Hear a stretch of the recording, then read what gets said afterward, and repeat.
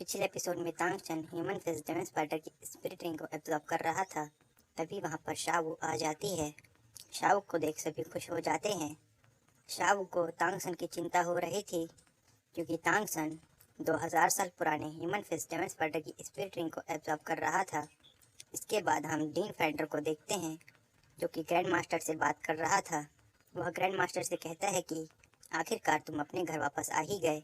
Grand master से कहता है कि क्या तुम्हें लगता है कि मेरे पास कोई घर भी है। डीन फेंडर से कहता है कि तुम्हें एक न एक दिन वहाँ पर वापस जाना ही होगा क्योंकि वो तुम्हारी फैमिली है। ग्रैंड मास्टर डीन फेंडर से कहता है कि मैं जाऊँ या ना जाऊँ इससे कोई फ़र्क नहीं पड़ेगा जब तक मैं खुद को साबित नहीं कर देता हूँ। अगर मैं इस समय वहाँ पर जाऊँगा तो सिर्फ मैं वहाँ पर एक मजाक बनकर रह जाऊँगा। डीन फेंडर ग्रैंड मास्टर से कहता है कि तुम सच में एक मुसीबत हो। ग्रैंड मास्टर डीन फेंडर से कहता है कि मेरा यहाँ आने का सिर्फ एक ही पर्पस है।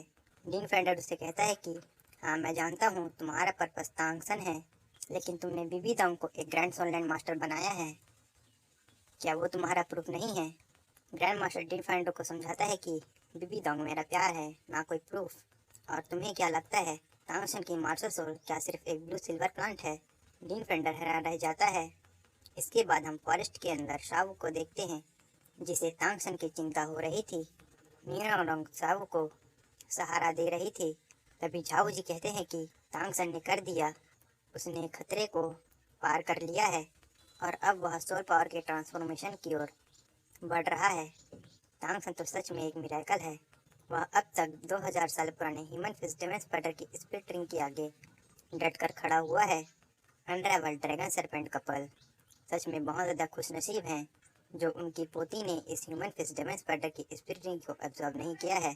अगर वह इस ह्यूमन फिश डेमन स्पाइडर की स्पिरिट रिंग को एब्जॉर्ब करती तो उसकी बॉडी एक्सप्लोड हो जाती। इसके बाद झाओ जी सबको पीछे हटने कहते हैं और कहते हैं कि तांगसन अपग्रेड हो रहा है, इसकी soul power out of control हो गई है। शाओ को तांगसन की चिंता हो रही थी। झाओ जी शाओ को समझाते हैं कि ये कॉमन है, तुम्हें चिंता मत करो। शाओ को तांगसन की चिंता हो रही थी। झाओ जी शाओ को बताते हैं कि यह बहुत कॉमन है, तुम चिंता मत करो, तांगसन को कुछ नहीं होगा। तांगसन को ह्यूमन फिश डेमन स्पाइडर की स्पिरिट रिंग को एब्जॉर्ब करने में दिक्कत हो रही थी। तांगसन को स्पिरिट रिंग को एब्जॉर्ब करने में बहुत दर्द हो रहा था। शाओ कहती है कि ऐसा तो नहीं होना चाहिए था। तांगसन की पीठ से 8 स्पाइडर लेग बाहर निकलते हैं। वह शाओ जी से पूछती है कि यह क्या है, ऐसा तो नहीं होना चाहिए था। झाओ जी भी कहते हैं कि उन्हें इस बारे में कुछ नहीं पता। ऑस्कर पूछता है कि क्या ये ह्यूमन फिश डेमन स्पाइडर की स्पाइडर लेग्स हैं।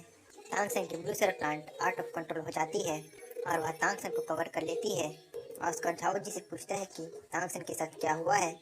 झाओ जी को भी इस बारे में कुछ नहीं पता था। तभी मोटू कहता है कि क्या तांगसन एक स्पाइडर में बदलने वाला है। शाओ कहती है कि यह नामुमकिन है, तांगसन कैसे एक स्पाइडर में बदल सकता है। यह एक म्यूटेशन है जो थर्ड स्पिरिट रिंग एब्जॉर्ब करते समय हुई है, इससे तांगसन को कुछ नहीं होगा।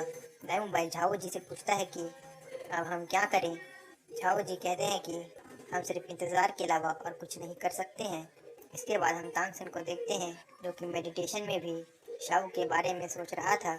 इसके बाद हम तांगसन को उसके पिछले जन्म में देखते हैं जिसमें हमें पता चलता है कि उसने सीक्रेट लाइब्रेरी से सीक्रेट टेक्निक की चुराई थी।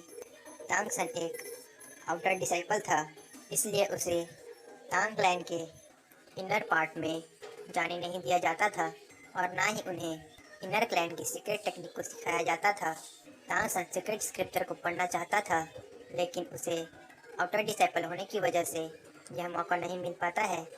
तांगसन अपने भी कुछ हिडन वेपन बनाता था जिसे उसी के साथी तोड़ देते थे और तांगसन को परेशान करते थे, जिसकी वजह से तांगसन फ्रस्ट्रेट रहता था।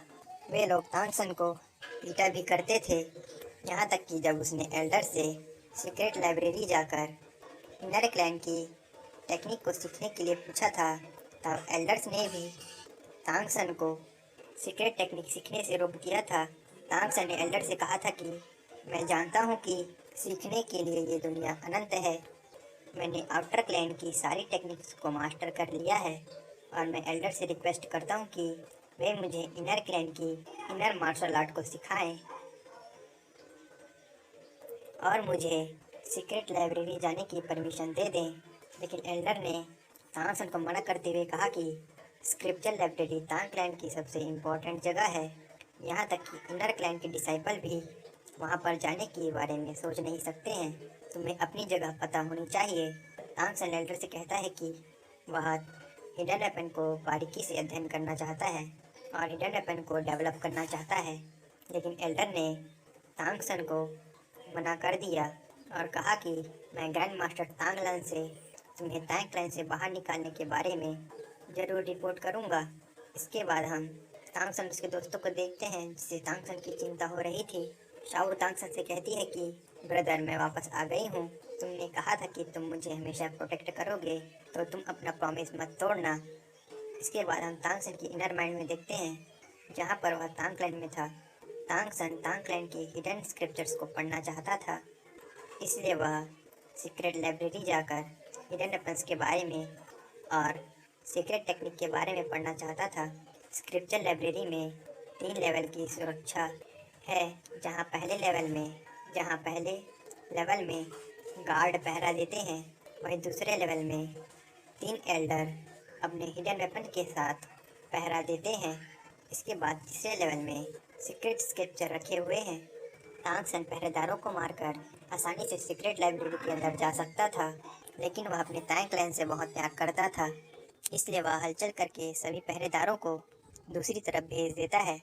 जिसके बाद वह सीक्रेट लाइब्रेरी के अंदर पहुंच जाता है, जहां पर 3 एल्डर पूरे राउंड शेप में बैठे हुए थे, जो एक छोटी सी भी आवाज़ को भी मिस नहीं करने वाले थे। तांगसन पर्पल डेमोनाई का यूज़ करके आसपास की चीज़ों को डिटेल में एनालाइज करने लगता है। तभी उसे खिड़की में एक छोटा सा होल दिखाई देता है। तांगसन अपने हिडन वेपन को उस खिड़की की गैप से बाहर निकालता है और बाहर एक आवाज़ करता है, जिससे सभी के सभी एल्डर्स उस आवाज़ का पीछा करते हुए बाहर चले जाते हैं। तांगसन सीक्रेट लाइब्रेरी के अंदर जाने के लास्ट लेवल, जो कि रेड लाइन की बहुत सी धारियों से घिरी हुई थी, उसे पार करके सीक्रेट स्क्रिप्चर वाले रूम में पहुंच जाता है। तांगसन इतने सारे स्क्रिप्चर्स को देखकर हैरान रह जाता है। तभी उसकी नज़र जुआनतियान रिकॉर्ड्स पर पड़ती है। जुआनतियान रिकॉर्ड्स को तांग क्लैन की सबसे ताकतवर स्किल के रूप में जाना जाता है। तांगसन उसे खोलकर पढ़ने लगता है। तभी तांगसन को कुछ महसूस होता है और वह अलर्ट हो जाता है। तभी वहाँ पर एक बूढ़ा आदमी आ जाता है, जो कि तांग क्लैन का चीफ तांगलान होते हैं। वे तांगसन से कहते हैं कि आउटर डिसाइपल को सिर्फ यही पता है कि स्क्रिप्चर लाइब्रेरी के अंदर सिर्फ 2 लेवल की सिक्योरिटी है, लेकिन तीसरे लेवल की सिक्योरिटी को मैं खुद इंचार्ज करता हूँ। तांगसन ग्रैंड मास्टर तांगलान से कहते हैं कि तांगसन ने गलती की है और आप मुझे पनिश कर सकते हैं। तांगलान तांगसन से कहते हैं कि इसकी सज़ा में तुम्हें तांगलान से निकाला भी जा सकता है। तांगसन तांगलान से कहता है कि जब वह बेबी था तब तांगलान ने उसे अडॉप्ट किया था और मैं तांगलान का हिस्सा हूँ और मैं मरते दम तक इस तांगलान का हिस्सा बने रहना चाहता हूँ। इसके बाद तांगसन अपनी नाइफ निकालकर सुसाइड करने की कोशिश करता है, लेकिन तांगलान अपने हिडन वेपन का यूज़ करके तांगसन को रोक लेता है। जिसके बाद वे तांगसन से पूछते हैं कि क्या तुम्हें पता है मैंने तुम्हें क्यों बचाया। तांगसन उन्हें कहता है कि क्योंकि आप अच्छे हैं। तांगलान कहता है कि तुम गलत हो, मैंने तुम्हें तांगलान की वजह से बचाया है। तांगलान ने पास्ट में कामयाबी के नई ऊंचाइयों को हासिल किया था। इस दुनिया में कोई भी हमारी मैच का नहीं था, लेकिन जब प्रसिद्धि बढ़ती है तो उसके साथ बुराइयां भी बढ़ती हैं। तांगलान के इनर डिसाइपल्स और आउटर डिसाइपल्स की एक दीवार खड़ी हो गई। तांगलान के आउटर डिसाइपल्स तांगलान की हाईएस्ट स्किल को नहीं सीख पाते थे और इनर क्लैन के डिसाइपल्स इन हाईएस्ट स्किल को सीखने के काबिल नहीं थे, जिसकी वजह से बहुत सारी सीक्रेट टेक्निक्स लुप्त हो गई, जिसकी वजह से तांगलान अपनी डाउनफॉल की किस्मत को नहीं बदल पाया। समय के साथ खुद को ढालना ही सर्वाइवल का असली नियम है और ये आने वाले तांगलान का फ्यूचर डिसाइड करेगा। जिसके बाद तांगसन से कहते हैं कि मैंने तुम्हें आज नहीं देखा है और तुम कभी सीक्रेट लाइब्रेरी के अंदर नहीं आए। अब तांगलान कैसा डेवलप होगा, अब तांगलान का फ्यूचर तुम पर निर्भर करता है। मुझे उम्मीद है कि तुम अपनी पूरी कोशिश करोगे और तांगलान को फिर से रिवाइव करोगे। इसके बाद हम तांगसन को देखते हैं, जो वहाँ से चला जाता है। तांगलान ने उससे कहा था कि तुम फ्यूचर में खुद पर ही भरोसा कर सकते हो। इसके बाद हम उस सीन को देखते हैं जहाँ तांगसन ने सुसाइड किया था। फिर हम तांगसन के इस जन्म की मेमोरीज को देखते हैं, जिसमें तांगसन के पिता ने कहा था कि अपनी हैमर का यूज करके अपने ब्लू सिल्वर प्लांट को प्रोटेक्ट करना, जिसके बाद उसे शाओ की झलकियां दिखाई देती है। इसके बाद हम तांगसन के दोस्तों को देखते हैं, जिन्हें झाओ जी बताता है कि तांगसन के सोल पावर का ट्रांसफॉर्मेशन कंप्लीट हो चुका है। इसके बाद हम तांगसन को देखते हैं, जिसे धीरे धीरे होश आ रहा था, जिसके बाद उसके ऊपर से सारे ब्लू सिल्वर प्लांट हटने लगती है। जिसके बाद तांगसन की नज़र शाओ पर पड़ती है, जिसके बाद वह कहता है कि शाओ, ये सच में तुम ही हो ना? मैं सपना तो नहीं देख रहा हूँ। शाओ कहती है कि ब्रदर, ये मैं ही हूँ और ये कोई सपना नहीं है, मैं वापस आ गई हूँ। ये मेरी गलती है, मैंने ही तुम्हें चिंता में डाल दिया था।